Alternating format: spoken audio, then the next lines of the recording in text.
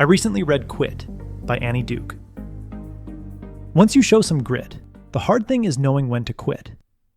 If you've pushed through a difficult semester, stayed in a boring job, or stuck with a sport when your results flatlined, you're officially gritty. That's an asset. But it's also a problem. You're now at risk of not quitting soon enough, wasting your limited time, and experiencing a tragic ending. In May 1996, climbers going up Everest didn't know when to quit. As detailed in Jon Krakauer's Into Thin Air and the movie Everest, several climbers pushed past their agreed-upon 2 p.m. turnaround time and paid the price by getting trapped on the mountain when the storm hit. The 3 climbers in their group who turned back and quit don't get enough recognition. That's because few people celebrate quitting. Our culture conditions us to love the perseverance story, like Rocky and Rudy. We also shudder at being called a quitter. To make matters worse, we're hardwired to avoid quitting after making any meaningful investment. Sunk cost bias tells you that walking away wastes everything you already put in. Status quo bias makes the current path feel safer than it is.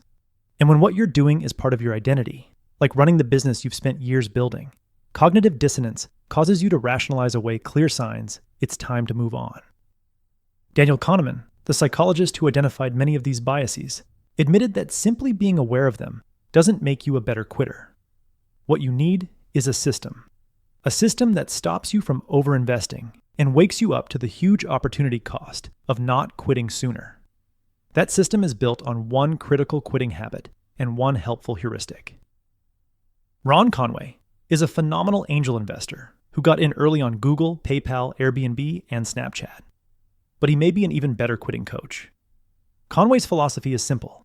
Life's too short. Watching brilliant founders grind down a dead path is a sad waste of human potential. When Conway sees a founder heading that direction, he doesn't try to convince them to quit. He knows the founder will fight him on every point. Instead, he gets them to make a personal agreement with him. If they don't hit a specific improvement target in the next 3 months that the founder sets for themselves, they have to sit down and have a serious conversation about shutting the business down. In other words, Conway gets his founders to set their own kill criteria. The founder walks away thinking they've convinced Conway they don't need to quit, confident they'll avoid the kill criteria. But Conway knows that in 3 months, when the founder misses the benchmark they set themselves, it will be much harder for them to argue against quitting. The first time you see signs that it might be time to quit, your results are steadily declining, or people are suggesting you move on, find a Conway of your own, someone in your family or circle of friends who wants what's best for you long term. Talk through the troubling signs and set specific results that, if not hit on a specific date, will warrant quitting. Like, if my side business isn't bringing in $2,000 a month by June 1st, I shut it down. Do your absolute best to exceed those conditions, knowing that your friend or family member will hold you accountable if you don't. Habitually use this method when worry signs show up, and you'll be a better quitter. Now let's move to a wise quitting heuristic. In 2013, the economist Stephen Levitt set up a website where people could flip a virtual coin to help them make close decisions. Quit my job or stay? Leave my partner or make it work? Drop out of school or stick with it?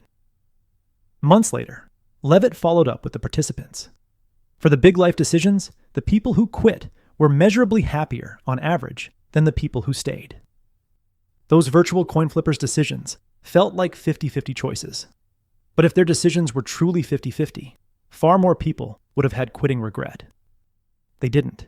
And that's because what felt like a 50-50 decision was more like an 80-20 decision in favor of quitting. It just didn't emotionally feel that way. Our internal quit-stay scale has been rigged by sunk cost bias and the fear of being labeled a quitter. Therefore, we must discount the upside of staying and fall back on this helpful heuristic. If a quit or stay decision feels 50-50, it's time to quit. Now, if you're finding it hard to gauge whether a decision feels 50-50, think purely in terms of EV, expected value. Sarah Martinez had been thinking about leaving her job for over a year. She loved parts of it, but kept thinking about what else she could do. When she got on a call with Annie Duke, Duke asked 2 questions. If it's a year from now and you stayed, what's the probability you're unhappy? Sarah said 100%. Then Duke asked, if it's a year from now and you took the new job, what's the probability you're unhappy? Sarah thought for a second and said, it certainly isn't 100%. She suddenly realized the decision was easy. It only felt like a hard decision because she wasn't seeing it as an expected value problem. Expected value is the size of a future benefit multiplied by the likelihood of getting it. Let's say you're considering quitting your job to start your own business. If you have good evidence that the life satisfaction increase could be 4 times greater than if you stay, and there's a 50% chance you'll meet those expectations, the expected value of quitting is twice as high as staying. So quitting is wise. Oftentimes, the expected value of quitting rapidly increases as we stick to the status quo. We keep our head down and fail to notice the enormous value of using our time, energy, skills, and experience for greater joy and fulfillment. That's why I've started a quarterly opportunity cost check-in. On the first Monday morning of every quarter, I reserve my morning work session for one question. If I could no longer continue in the job I'm in, the business I'm running, or the project I'm working on, where would I invest my time, energy, and skills? I answer that question as though I'm doing a research project for someone else. I map out at least 3 possible futures, then run the expected value on each one. What I expect to get out of each future, multiplied by the likelihood of achieving it. Reflecting on the expected value of possible futures and the opportunity cost of continuing what I'm doing helps me see that wasting the future matters far more than wasting any investment I've already made. In the end, if you'd stuck with every job, every relationship, and every plan you ever started, where would you be today? Quitting looks like a step backward, but when done right, it sets you up for a big leap forward. That's because it frees up your time and talent to go deep into the next thing, where your grit pays off. So watch for the smallest sign that it's time to quit. Find your Conway, set kill criteria, and quit when a decision feels 50-50. That was the core message that I gathered from Quit. Few people understand the mechanics of decision-making like Annie Duke. I highly recommend this book and her other bestseller, Thinking in Bets. If you would like a 1-page PDF summary of the insights I gathered from this book, just click the link in the description below and I'll email it to you. If you're already signed up for the free productivity game newsletter, this PDF is in your inbox.